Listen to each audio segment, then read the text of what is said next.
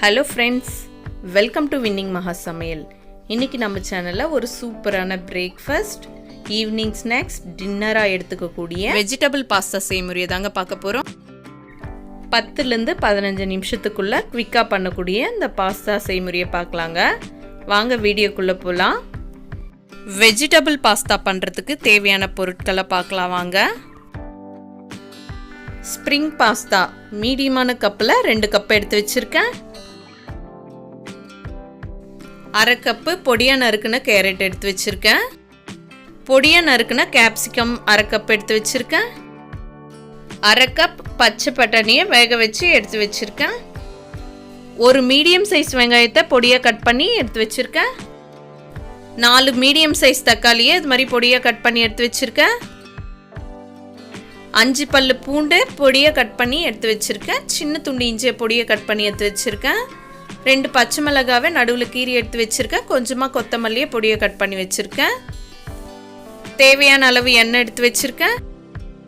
1/2 table spoon சீரகம் எடுத்து வச்சுருக்கேன். 1/2 table spoon garam masala, 1/4 table spoon வெறும் மிளகாத்தூள் எடுத்து வச்சுருக்கேன். 1/2 டேபிள் ஸ்பூன் மிளகுத்தூள் எடுத்து வச்சுருக்கேன். உப்பு தேவையான அளவு. 3 டேபிள் ஸ்பூன் டொமேட்டோ சாஸ் எடுத்து வச்சுருக்கேன். சோயா சாஸ் 2 டேபிள் ஸ்பூன் எடுத்து வச்சுருக்கேன். இப்போது பாஸ்தாவை வேகிறதுக்கு ஸ்டவ் ஆன் பண்ணி இந்த கடாயில் மீடியமான சொம்பில் 2 சொம்பு தண்ணி ஊற்றிக்கலாங்க. இப்போது இந்த தண்ணியில் 1/2 டேபிள் ஸ்பூன் கல்லுப்பு சேர்த்துக்கலாங்க. ஒரு மீடியமான ஸ்பூனில் 1/2 டேபிள் ஸ்பூன் எண்ணெய் ஊற்றிக்கலாங்க. இது மாதிரி எண்ணெய் சேர்க்கறதுனால பாஸ்தா ஒட்டாமல் நல்லா வருங்க, உதிரி உதிரியாக. இப்போ தண்ணி இது மாதிரி நல்லா சூடானதும் எடுத்து வச்சிருக்கிற பாஸ்தாவை சேர்த்துக்கலாங்க. சேர்த்துட்டு நல்லா மிக்ஸ் பண்ணி விட்டுக்கலாம். நல்லா மிக்ஸ் பண்ணி விட்டாச்சுங்க. இப்படியே பாஸ்தா வேகட்டும். இப்போ பாஸ்தா வெந்துச்சான்னு செக் பண்ணலாங்க. இப்போ பாருங்கள், இந்த ஸ்பூனை வச்சு அழுத்தினாக்கா இது மாதிரி பாஸ்தா 2ஆக உடையணுங்க. இப்போ பாஸ்தா வெந்துச்சுங்க. தண்ணியை எடுத்துட்டு பாஸ்தாவை ஒரு பிளேட்டுக்கு மாற்றிக்கலாம்.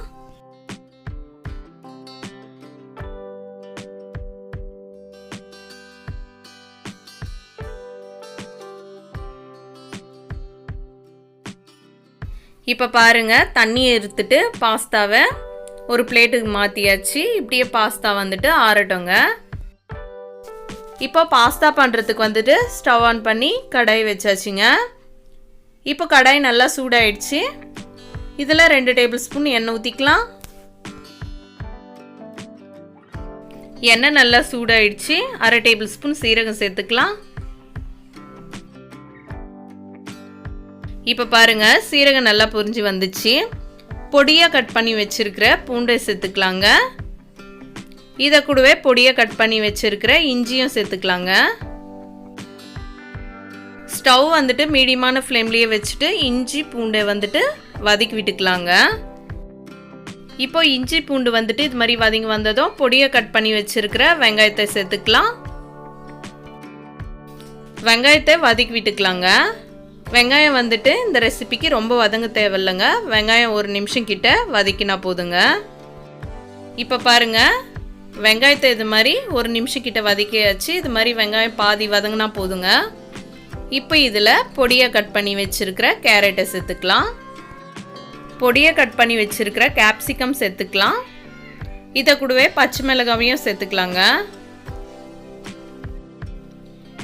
இப்போ நல்லா மிக்ஸ் பண்ணி விட்டுக்கலாங்க. உங்களுக்கு பிடிச்ச வெஜிடபிள்ஸ் சேர்த்துக்கோங்க.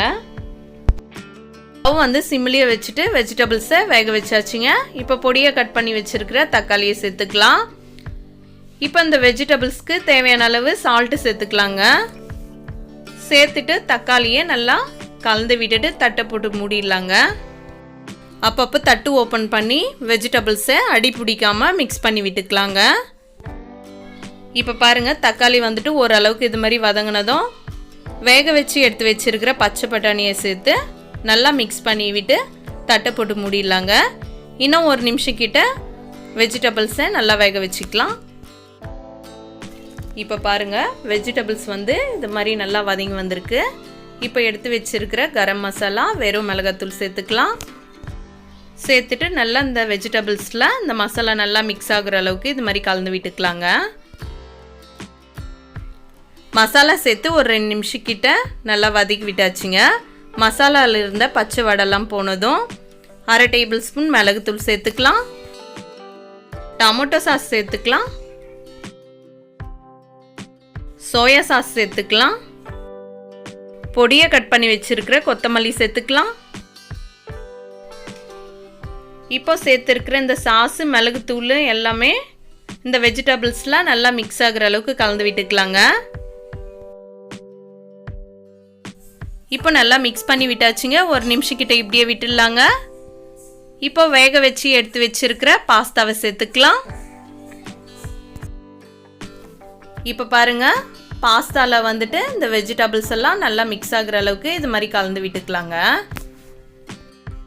இந்த ரெசிபிக்கு வந்துட்டு நம்ம வெறும் மிளகாத்தூள் 1/4 டேபிள் ஸ்பூன் சேர்த்துருக்கோங்க. இதுக்கு பதிலாக ரெட் சில்லி சாஸ் இருந்துச்சுன்னா 2 டேபிள் ஸ்பூன் சேர்த்துக்கோங்க. ஒருவேளை ரெட் சில்லி சாஸ் இல்லைன்னாக்கா 1/4 டேபிள் ஸ்பூன் வெறும் மிளகாத்தூள் சேர்த்துக்கோங்க. காரம் கரெக்டாக இருக்கும். இப்போ நல்லா மிக்ஸ் பண்ணி விட்டுட்டு உப்பு செக் பண்ணி பார்த்துக்கோங்க.